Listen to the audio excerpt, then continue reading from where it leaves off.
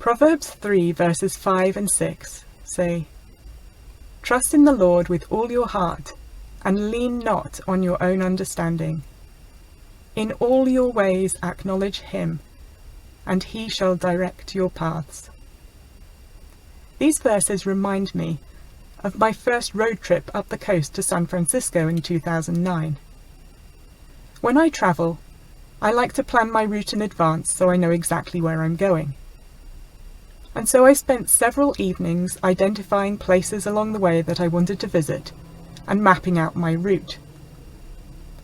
Since I was going to be travelling alone and I didn't have a smartphone at that time, I decided it might be wise to invest in a GPS navigation device. I'd used one on a trip the previous summer and hadn't been particularly impressed when it directed me down a street that dead-ended in a river.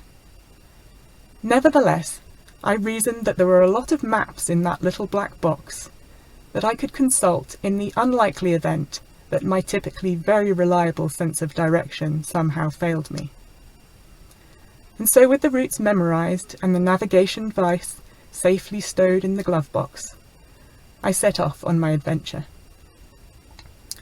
After 2 days exploring Hearst Castle, watching the elephant seals on the beach at San Simeon, and planning my retirement in Carmel, I headed inland to the 101 for the final leg of my journey to San Francisco.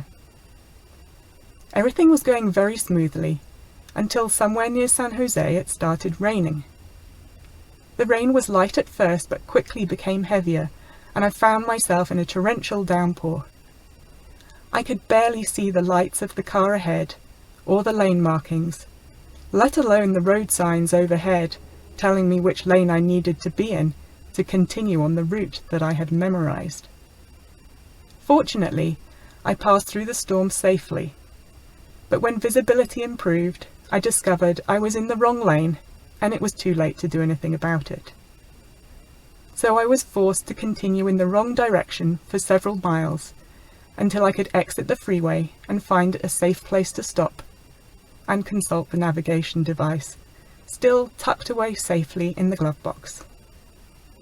If only I had trusted it, that friendly voice would have told me exactly which lane I needed to be in, or recalculated the route so I could continue on my journey uninterrupted.